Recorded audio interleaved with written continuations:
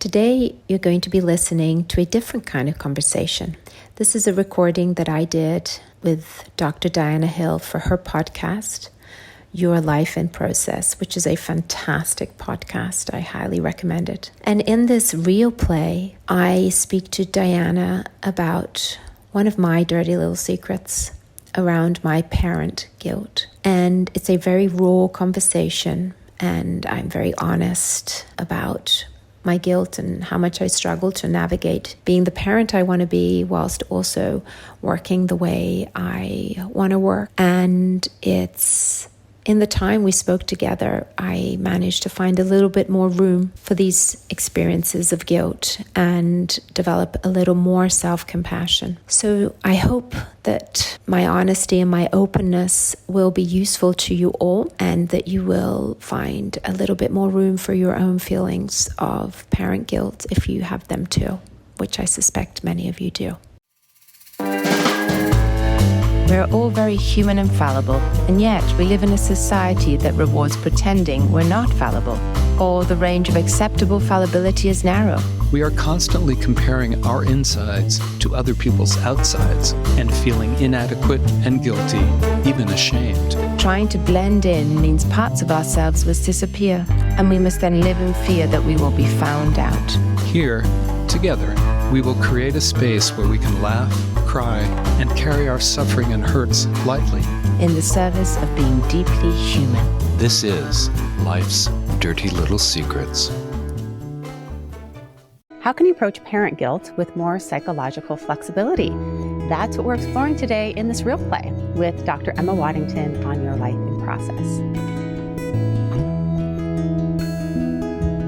I'm Dr. Diana Hill. I'm a clinical psychologist, and in these real plays, we are demonstrating what happens inside of the therapy room. I've been on both sides of the couch in these real plays, being the client and also the therapist, and today I am playing the therapist with Dr. Emma Waddington. We're exploring parental guilt, and specifically working parent guilt, which is something I know very well, and if you're a working parent, you probably know it pretty well as well. You can feel like you're torn and that you're not doing a good job in any arena of your life. Dr. Emma Waddington is a very busy working mom. She is the founder and clinical director of US Therapy in Singapore, where she leads professional supervision for clinicians in Singapore, the US, Australia. She's held academic positions at various universities and worked in local services in private practice and is an SRP approved supervisor. She practices ACT as well as Gottman couples therapy and is the host of Life's Dirty Little Secrets, which she hosted me on a while back. It's a great podcast. You should check it out. And Dr. Emma Waddington, like you and like me, most likely, has a nice load of parent guilt that she carries around. So I thought it would be fun to approach it with ACT, see if we can get a little more wiggle room and psychological flexibility with the goal of holding her parent guilt differently. In ACT, it's not about getting rid of things. So we're not trying to get rid of the parent guilt. In fact, many of us try and rationalize our parent guilt. We try and say, oh, but you are such a good parent, or, oh, it doesn't matter if you're not measuring up at work, when inside we actually do care about both a lot. And that is why it is so painful. So we're going to be doing something fun, which is a dance around the hexaflex. And I learned this from Stephen Hayes over a decade ago at one of his advanced ACT trainings. It was phenomenal to watch him move around the hexaflex. So I'm going to do my best to do an attempt at that today. I do this a lot on retreats with clinicians, and it's a nice challenge for me. I want to be challenged on this podcast because that's how I evolve, get out of my comfort zone a little bit. And I know it's a challenge for Emma as well to put herself out there. So grateful for her willingness to do this with me. And I also want to say in the dance around the hexaflex, we're doing this random move from process to process. I'll describe it later in the episode. But in ACT and in process-based therapy, it's not random. There's actually intention. And now with process-based therapy and some of the technology that is coming out, you actually can figure out which process to apply when. And which process you want to engage in your life depends on who you are as an individual, the context you are in, and the problem that you're stuck in. So self-compassion is not always useful for everybody in every context, and neither is mindfulness. These types of interventions that we think are magic bullets aren't really magic bullets if you're not applying them with some strategy. And if you want to learn how to put that strategy into place, join me with Dr. Sorochi. September 12th, we're going to be offering a free workshop in process-based therapy through PESI. It's 1 hour, and you can sign up. The link is in my bio. And if you come to that workshop, you get a discount for our 6-hour longer training. So this is for clinicians. All right, on to my real play with Dr. Emma Waddington as we dance around the ACT processes. I hope you find this episode useful to you if you struggle with parent guilt. Hey folks, for those of you that want to take a deeper dive into ACT with me, don't forget that I have a Foundations of ACT course on my website, drdianahill.com. And also sign up for my Wise Effort newsletter. I have some fun things coming up this fall that you are going to want to know about. And you can sign up for that as well at drdianahill.com.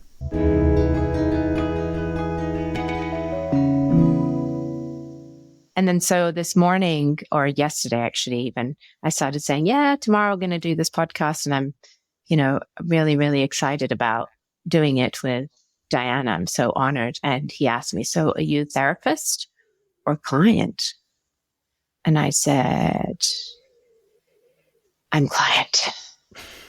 And he said, oh, then Diana's therapist. And I said, yeah, she is. Oh boy, that's the hardest one. I don't know about that. Hard in different ways. Agree. Because how hard it is for therapists to be clients. Actually, they're my hardest clients sometimes is oh my goodness, the therapist. Totally. And then I know I've been a terrible client to my therapist in the past. I'm always trying to get behind their eyes. What are they doing? What's happening in there? Wow. So we have a real therapist playing a real client. You're not my client. You're a colleague, but you're willing to enter into this role. Kind of the turning of the tables. Absolutely. And so when my husband said that, I thought, is that actually true? I don't know, because actually being vulnerable to a colleague and to the world is pretty scary too. Yeah. No, it feels raw. So I'm not sure I agree with him, perhaps from a performance perspective, but from a sort of heartfelt perspective, it's difficult in different ways. Yeah. So we're both willing to enter that difficulty together, and sometimes doing it in this very condensed, brief way. I mean, we know this from brief, solution-focused approaches, that sometimes when you condense down the time to work on something and we're going to do about 25 minutes of work together. I know this because I have this whole bells ringing thing that I'll tell about people what we're going to be doing. But when you condense down time, sometimes you can get deeper faster because the time is limited. So true. So tell me what you're hoping to work on, and maybe we can discuss the topic first with your therapist hat on, what an accomplished therapist you are, and all the leadership roles that you play. Then we'll go in, I'll describe the exercise that we're going to go into together to work on this topic, and then we'll debrief at the end. So I was thinking about what would be most useful to me in a very sort of really putting myself in the shoes of a client. Like if I'm coming to therapy, what would I want to be working on? And I think at the moment, one of the biggest, stickiest themes for me in my life is being a working parent and thinking about, how difficult it is to want to be a great parent and also be a great clinician and also be of great support to my team and all these different roles that I want to be able to do well. And in particular, my parenting role has recently changed, actually, in as much as I have less availability for them, which has meant that I have been feeling more guilty. And my children have been reacting to my, it's like a shift in the dynamic between me and my children now. I'm not as available. And they're protesting. And when they protest, I feel, tremendous guilt. So you have 3 kids, ages? Yes. 13, 10, and 6. Okay. And you're in Singapore. Just give us a little more background of like your life before we dive into this. Yeah. Yes, I live in Singapore with my family, with my husband and my 3 kids. I run a clinic. So I have, a fairly big clinic. It's sort of about 20 or so clinicians. And then I have an admin team. I also have a fairly big caseload. And I have dogs, I have chickens. So I'm busy. And I'm very much, I adore my kids and I love spending time with them. And I really like, especially one-to-one time and being a very present parent.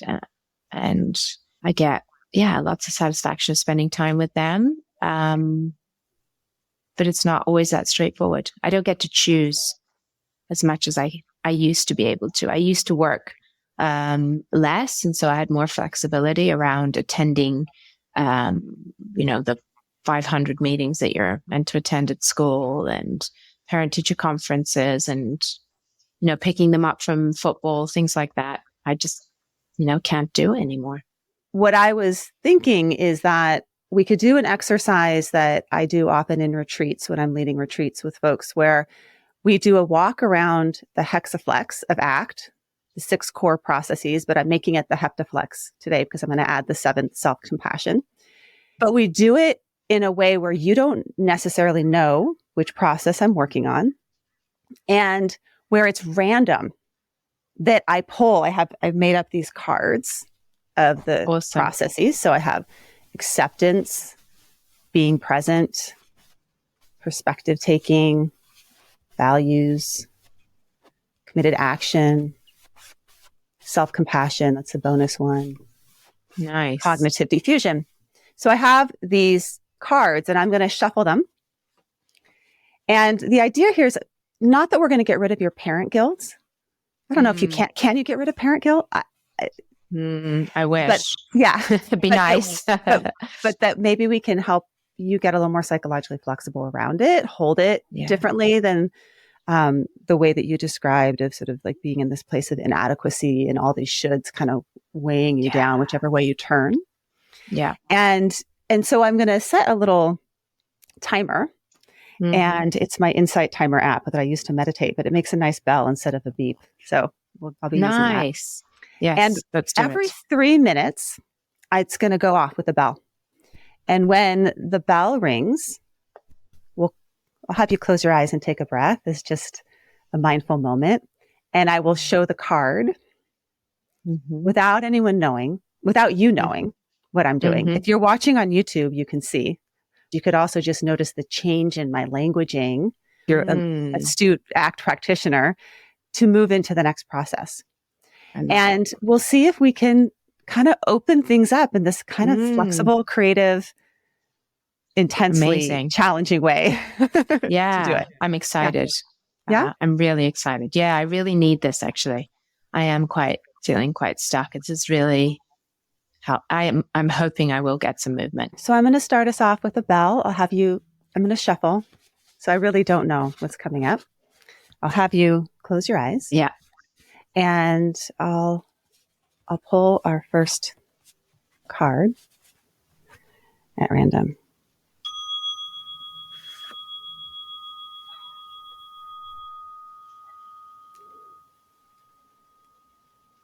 Okay, folks, I'm going to let you know behind the scenes what card I am pulling. And I start off by pulling the Being Present card. Notice how I orient her to the present moment. So you can open your eyes and we've been talking about guilt, this feeling of parental guilt. And I'm wondering if we can just start by noticing like the level of guilt that you have right now. If you could rate it like on a scale from 0 to 10, how big is the guilt on a scale from 0 to 10 for you? 9:00 a.m. on a Saturday morning. Kids just got back. Yeah. I'd say probably a 5. And the reason why it's not higher is because my dad and my husband are home. Okay. So they're being looked after. Yeah, they're being looked after. So right now, when your guilt is at a 5, if you were to go inside and describe that 5 for me, what is it like in there? What's it like to be Emma with a level 5 of parent guilt? What does it feel like to be you? So it feels tight. I feel my chest is tight and I have a bit of a knot in my throat. I noticed as soon as we were going to start this exercise, like the tears, I can feel tears in my eyes already. So yeah, there's like a knot and it's tightness in my chest. Yeah. It's like a bit of sort of, So tightness in your chest and the knot and then the tears that are kind of like just coming. And also describe for me like what's happening for you. There's guilt, that guilt is in there, it's a 5, but then there's other things that are happening for you right here and right now too. Like describe what's happening in your room and where you are at, 9 a.m. on a Saturday morning and what's happening in your house. Like what's right here and right now in addition to this guilt. So out of my window, I can see my chickens walking around. And the house feels really silent. I know only one of my children is up and he's hanging out. My eldest is hanging out with my father, I believe. I think my other 2 are still sleeping. So go ahead and close your eyes and just take a breath. The bell just rang.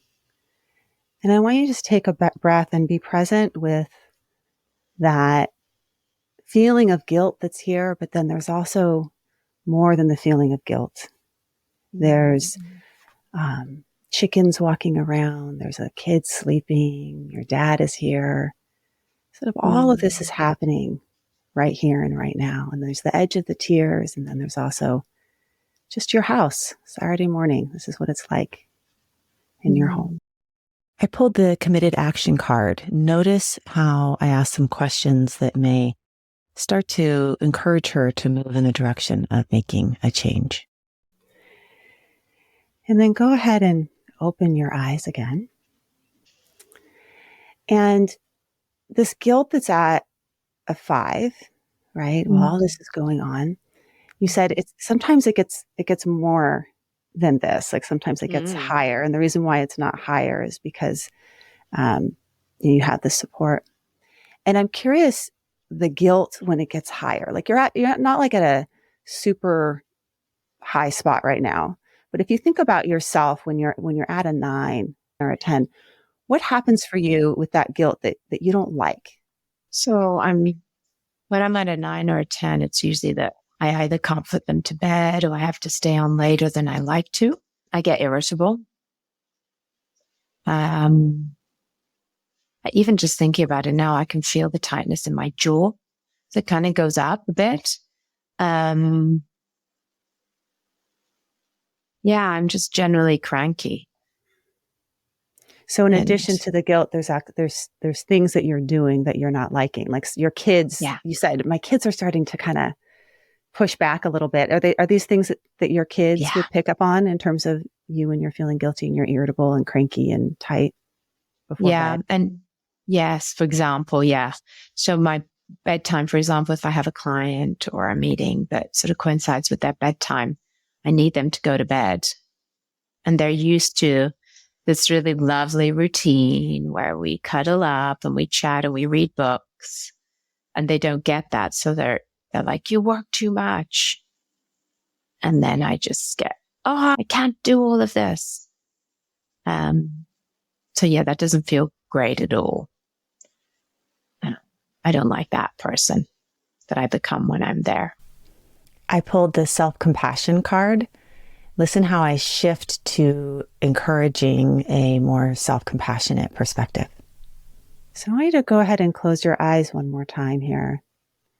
And I want you to imagine that you could almost see that person that you don't like. And notice that she's in that place of like, she just wants the kids to go to bed. She's feeling super frustrated at them. And I'm wondering if you could also see that underneath that, how torn she feels. She has these extra demands of her work. She really misses the time with her kids. And she's in this transition, like this time when she needs to be learning more and doing more. And she has the loads of, her clients, but also 20 clinicians. And can you see all the loads that she's carrying in that moment? Yeah. Keeping your eyes closed, how do you feel towards her? Actually, really sad. Tell me more about that. Like I can see that she's trying really hard, and it is really hard. It's a lot. And she wants to do a good job. And yeah. If you were to go up to her and offer her something, like with this, this sad feeling, what would you want? What would you want to offer her? A hug. And tell her that you're doing a good job. You really are. And what if she doesn't believe that? Yeah. Yeah. And just hold her. And let her know that I'm there for her. And that I care about her. I'm also wondering if you could trace her back to an earlier time, maybe when she was younger, if you could go back in time and you could find another time when she felt this way. Maybe it wasn't guilty around kids, but it was guilty around something else. A younger version of you. Is this a familiar feeling? This feeling of guilt? The feeling of not measuring up? Yeah, definitely. I pulled the acceptance card. Notice how we shift to acceptance of emotions. What's the familiar place that you would go back to in your life? Yeah, not being enough at home, or feeling like no matter what I do, it's not enough. Believing that no matter what you do, it's not enough. And what's the feeling associated with that? Yeah, shame. Shame and loneliness, actually. Yeah, it feels quite lonely. How long has this been around for? This feeling of not good enough and shame and loneliness? Gosh, I suspect as long as I can remember, actually. So this thread has been traveling with you your whole life. And now it's showing up with your parenting, but it's shown up in other places too for you. Yeah. Wow. Yeah, it makes me so sad. Where are you feeling that sadness in your body? Yeah, it's kind of here. Sort of like, yeah, especially that little girl that really did just, it's kind of this just wanted to be loved and didn't really know how to do it. Didn't really know how to get it right. Seems like the sadness is part of your caring for this little girl. Yeah? Yeah. And I'm wondering if you can make some room for that feeling of sadness for her, and also the feeling of sadness for the you when you're at a level 10 of guilt. Like that maybe that sadness is something that's really important for you to feel because it's a feeling of you caring. Do you feel that connection, that the sadness is your compassion? Yes. And how far it is in that moment when I'm at a 10. Mm-hmm.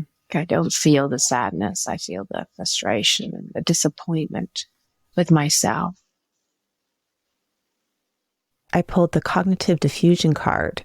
Listen how we shift into looking at thoughts. What thoughts are going through your head when you're in that place of frustration with yourself? Like, what's wrong with me? Mm-hmm. What's wrong with me that I can't figure this out and do a good job? What's wrong with me? Why can't I figure this out? Mm-hmm. Any other thoughts? Yeah. Any thoughts about your kids? Oh, yeah. Lots of thoughts about them. Sort of, on the one hand, the frustrated sort of part of me is thinking, just, help me out here, please. Mm-hmm. Do you see how difficult this is? I'm, trying to do all of this stuff. And it's also for you that I'm doing all this stuff. And then I feel bad because I'm like, it's not really their problem. It's my problem. Mm-hmm. And so then I started to think, oh, poor them. They're having this monster of a mother that's shouting at them and frustrated with them when, it's really me. Seems like it would be hard to contact the sadness if you're that entangled in those thoughts. Like I almost envision like a storm of thoughts about you, about them, and then guilt for having the thoughts about them, and then guilt. Yeah. Mm-hmm. So true. If you were to act from the sadness and not the thoughts, how do you think you would act differently than the way that you're acting?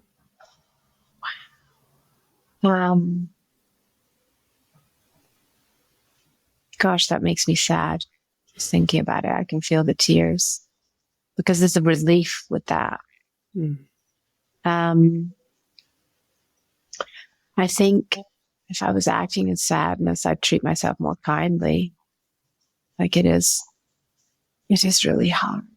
And I would probably respond to them differently, like recognizing that this is not what they want.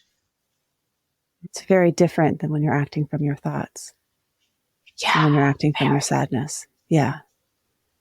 Yeah. And I wonder if there'd be like any way you could just be in that storm of thoughts, but find some kind of way to get into the sadness, like some kind of contact with the sadness. And my guess is that there's something about the sadness that is so connected to the whole reason why this guilt here is in here in the first place, which is what you care about.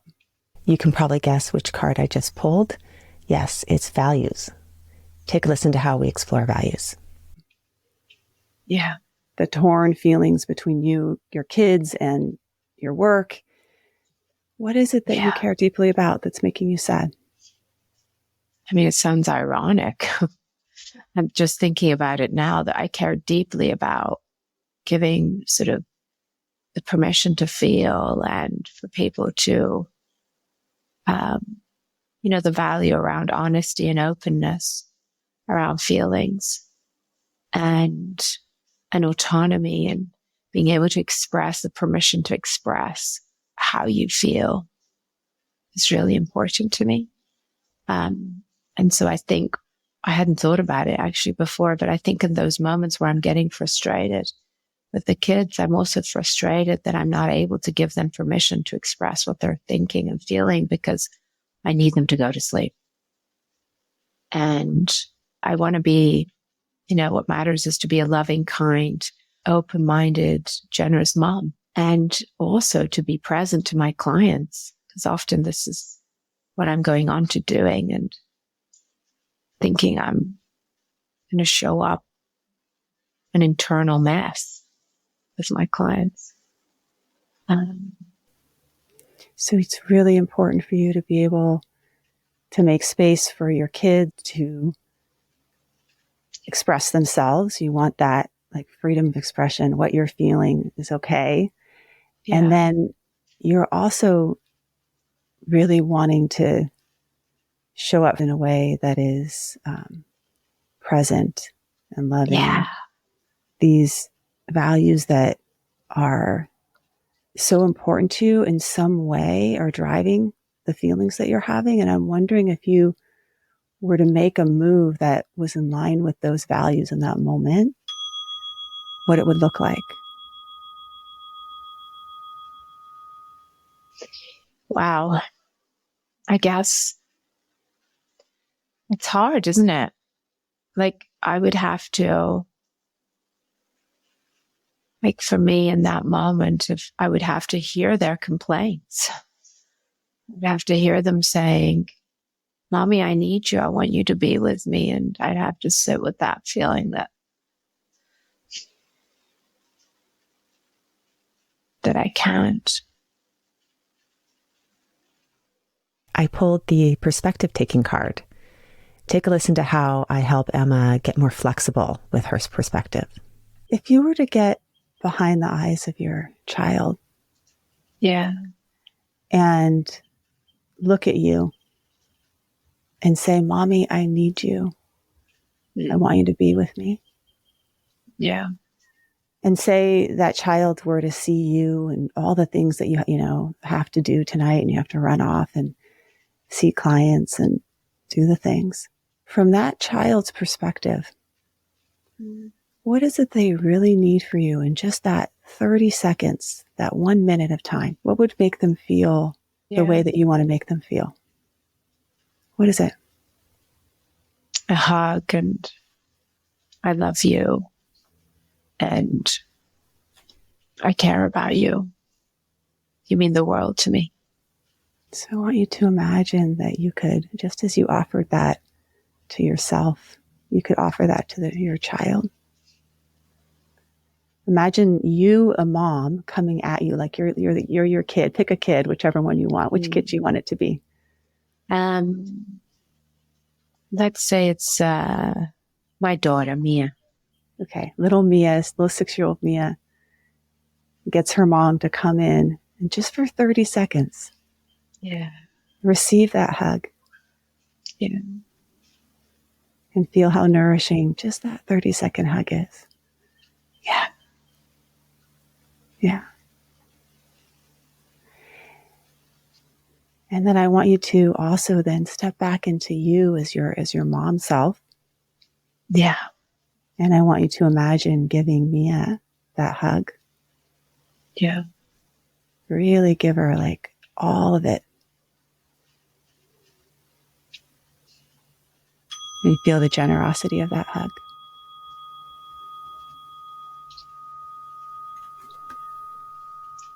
And then I want you to imagine that you could then go off and see your clients. Yeah. And when that guilt comes along with you, kind of like creeps back up in your chest or your throat when you're sitting with a client, because your little ones are going to bed. Yeah. And back to committed action. I pulled the committed action card one last time. What do you want to do with that guilt? What do you want to offer yourself with that guilt? What's one action you can take? I'd love to give myself that hug. Give myself permission to feel the sadness and to know that it comes from a place of love. Yeah. Because that guilt's going to come back again. In some ways, it's like the guilt is sort of like the bell. It's kind of like annoying. It's like, this is interrupting my moment here, this guilt. I was on a flow.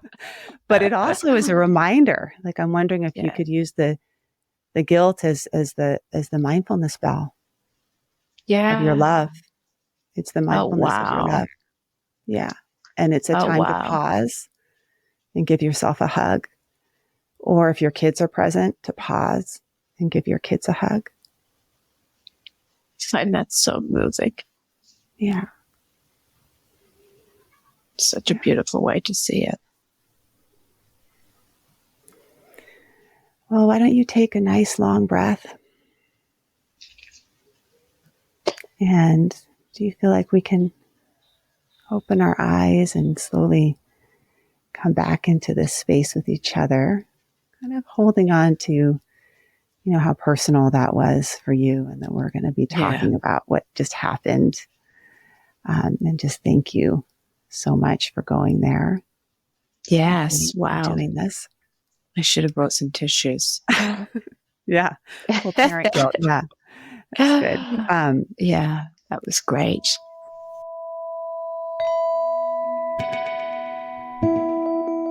So brave of Emma for doing that with me. And we are going to talk in a moment, debrief, Emma and I, about what we just did. But while the real play is fresh, I want to give you a little behind the scenes about the cards that I pulled and what my attempted intervention was. So this is what I was doing. The first card I pulled was being present. And my intervention there was first to have Emma get in contact with her guilt in the present moment. And that's actually helpful because you start to see, oh, it's a 5, but it's not always a 5. Sometimes it's a 10. We get into a story about what's happening. And when you get present, you get into reality. And then I was also working on flexible awareness because I asked her about her guilt, but also what was happening in her house. What did she see? What was going on? And that type of flexible awareness is super helpful when you're feeling a strong emotion. So you don't get totally bogged down by the emotion. You can get present with emotion, but then also see, hey, there's chickens outside. Hey, my kid's asleep. The second process that we went into was committed action, and it was way too early. That was just my intuition as a therapist. I'm not going to have her start making an action plan 3 minutes into our conversation.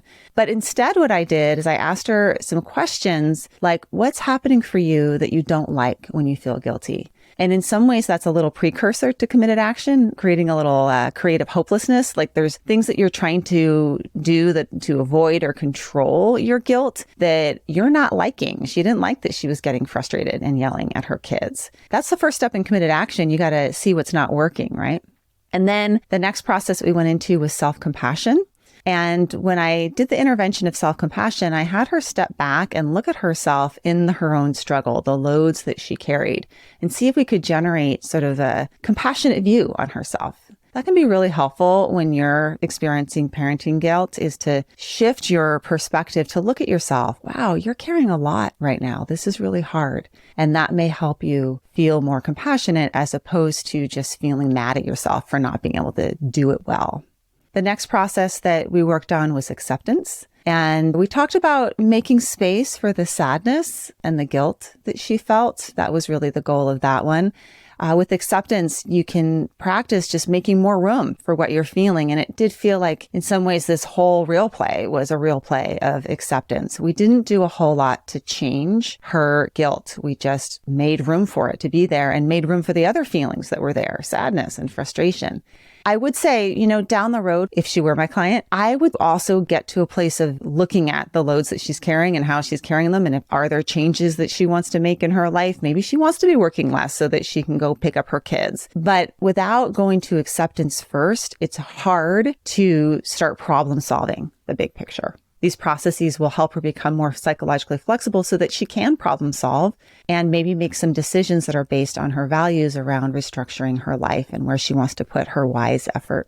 The fifth process that we did was values. That one may have been an obvious one. I talked about this connection between sadness and values and how does she want to be with her kids? How does she want to be with her clients? And she was really darn clear on her values. That would be an indicator for me as a therapist. It's not that she's lacking values. She's got clarity of values all over the place. There's something else going on here that she could use some help with. We did some work next on cognitive diffusion. And in that one, I asked her, what thoughts are going on when you feel really frustrated, for her to be able to start to observe her thoughts.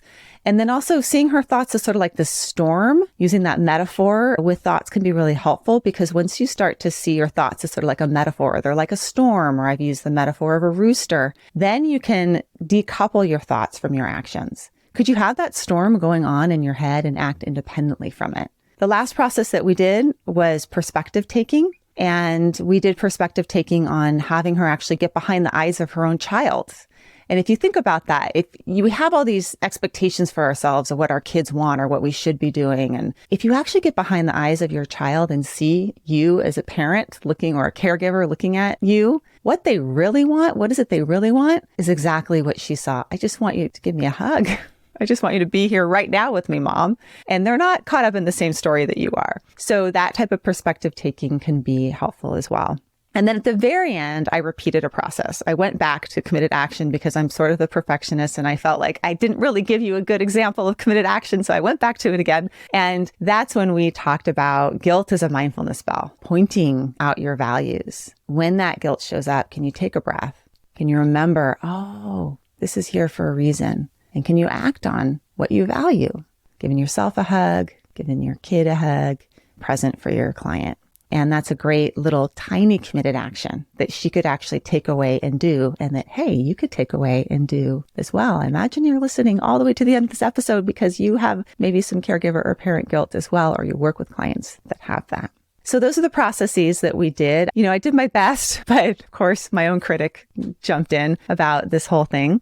It's a good example of that there's a lot you can do in 20 minutes with psychological flexibility when you start to look at it through some of these lenses, where you're placing your attention, what your values are, and what could you lean into more and accept so that you can open up and then do what you want to do and act how you want to act. Okay, back to my conversation with Emma, where we will debrief our real play. I'm just curious what it felt like for you, if anything shifted for you. Moments where it was like going nowhere, or moments where this is therapy. Like there's moments where like, oh, that was good, I needed that. And then there's moments like, I don't know where we're going with this. So what was your experience with it? I went in not expecting a lot. As in, I thought, this is such a big issue for me. There's no way we're going to do anything in 20 minutes. So I thought to myself, let's just go and roll with it. And I really wanted to be real. I wanted to be as real as possible in order for actually to reap the benefits of having you for 20 minutes. It was so moving to think of myself as this little girl. And what I found most useful is that place where I could see my guilt as a bell and a reminder to, that it's what matters, and that I can be, and that sadness, that guilt is reminding me that that is actually sadness, and that I want to treat myself in that sadness. Compassion and kindness was very powerful. I hadn't connected before my guilt and sadness together. Actually. Mm-hmm. Yeah, we almost had to go from guilt, and then we went to anger, and then we went to sadness, and then we got to values. Yes. And I love in ACT the sort of the line that ACT's not about feeling good, it's about getting good at feeling, or it's not about feeling better, it's getting better at feeling. And that it's almost like we got to a place of getting better at feeling guilt. Yes. And a lot of times with parent guilt, it's get rid of parent guilt. You don't have to feel guilty. And maybe what the psychological flexibility practices is just, how can I get better at feeling guilt? Yes. Because I don't know if it ever goes away. You know, I agree. And it's like, how do I work with it, identify my values with it, and then act and not have it push me around? That's right. Yeah. And I think the piece that I hadn't connected, and as I'm telling you this, I'm having my voice is like, what kind of therapist are you that you hadn't connected that? But thank you, mind. I hadn't connected the guilt, frustration, and sadness. Like I hadn't connected that, when I'm feeling guilty and I'm frustrated and I'm responding from that place of frustration, that's actually adding to my guilt. And I hadn't recognized where the sadness, there's actual sadness there that, I just can't do this. I can't do the job that I want to do. And that's a much more useful place to see it from. Right. And much closer to compassion. Yes, exactly. It's hard to be compassionate with anger. Hard to be compassionate with anger. So when we're in sadness, we may be able to both be more compassionate towards ourselves, but also towards our kids. Yeah. And then we also can connect with our kids sometimes from a place of sadness, not to layer the sadness on them, but just to be like, I love you. That's why, I'm feeling sad about saying goodbye or, yes. And then they feel that love. I'm curious what it was like. So I found the doing of the cards really hard for me as a therapist. I feel like I wasn't as fluid as I would be as a therapist with the cards because I was being forced. I got forced really early the hand of committed action, and I was not ready to do committed action. Oh, really? Because I don't know the cards. Yeah. That's interesting. So I got forced that hand, and then I just didn't do anything with it. I was like, I kind of did a little bit, but I can't force a committed action. So then I saved it and pulled it again as our last card. And that's what the mindfulness spell was the committed action after all of this, because committed action too early is like, sometimes can be too much. But I'm curious, did you have hypotheses while we were going, or did it feel fluid to you moving through all these different processes? It's so funny, isn't it? Because as we were going through and I was hearing the bell, I was feeling for you. She's like, oh crap, she has to change again. Yeah. I didn't get enough time. 3 minutes is nothing in a process. Yeah. I was, and then I was thinking, geez, but it works. As in it flowed. It was really didn't feel the changes. It wasn't like I thought, oh my goodness, it's a new card. We're thrown into a new process. It just shows how well, your skill, but also how they are all interweaved, really, processes. And if you were to take a test, sometimes I would be like, I was given the acceptance card. When I pulled that card, you could have called what I was doing. That was when you were going back in time to visit your younger self. Was it acceptance? Then we were moving into acceptance and like, what is she feeling? That you could also say that's a perspective taking card. So many of these processes reflect each other. Acceptance has so much of being present in it and also perspective taking. And that's sort of also understanding that you can't really pull apart. You can't tease apart. It's like colors of a rainbow. They're all part of each other in some way. They blend into each other. Yeah. That's right. And because I didn't notice, I was kind of as a half eye thinking, initially I was like, let me guess the process. And then I thought, no, don't do that. That will get in the way of the experience. But yeah, it really flowed very nicely. It was very skillful. And I'm amazed at how much movement I got in 20 minutes. What would you do next? If you were the therapist and this were your client and you were going to say, okay, what am I going to tackle next session? What would you want to work on with this client? Spend more time in the sadness. I think for her, the guilt is really, really strong. And the frustration and the disappointment, and probably work a bit about, I think one of the most powerful moves you did was bringing me back to that little girl. And I had compassion for that little girl. And I really felt that sense of sadness, like, you just can't get it right, can you? Yeah. And so I would probably spend more time with that little girl and the guilt that she felt and the shame that she couldn't get it right and the frustration that she felt towards situations where she couldn't get it right and how similar it is. Mm-hmm. And that just evokes self-compassion. We can see our little girl inside of us. And then we can see, I kind of feel like her right now. That's like, right. Here she is. I feel, even just sort of how you were describing how, I should be a therapist and I should have figured this out, or I should be able to use the skill, or hadn't made that connection again. It may be that you're not making that connection or you're not figuring it out because you're a little girl in that moment, overwhelmed with guilt or overwhelmed with, I can't get this right. And you don't have the capacities of your adult therapist self out yet. Right. And so you need her. Like, we need to have her show up for that little girl, even as an adult. Yeah. That's so cool. I really like that. So that would be so helpful to do that work on myself. And now you have an assignment. Yeah. That's right. Your podcast is about dirty little secrets. You did one on me where I shared a dirty little secret. I love the topic. Tell us just a little bit about that, why you're doing that podcast. Yeah. So I do a podcast called Life's Dirty Little Secrets with Chris McCurry.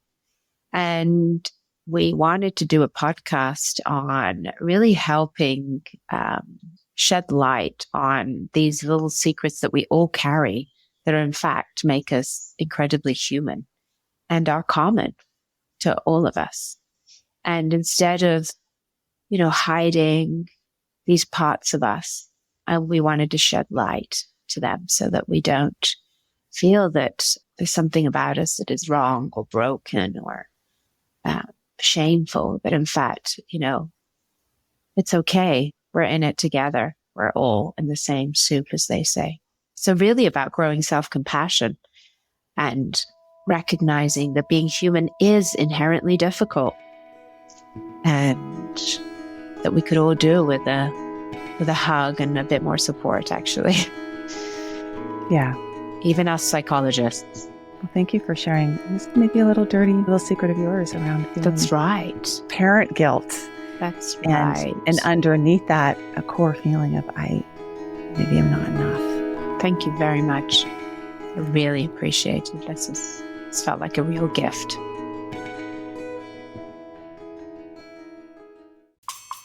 Thanks so much for tuning into the Life's Dirty Little Secrets podcast. If you have any feedback for us or secrets for future episodes, you can email us at lifesdirtylittlesecretspodcast@gmail.com. Be sure to follow us on Instagram at Life's Dirty Little Secrets or on Facebook at Life's Dirty Little Secrets Podcast. We invite you to follow, rate, and review us on wherever you listen to this podcast. It is the best way to get our podcast out in front of new listeners. We'll be back in a couple of weeks with more.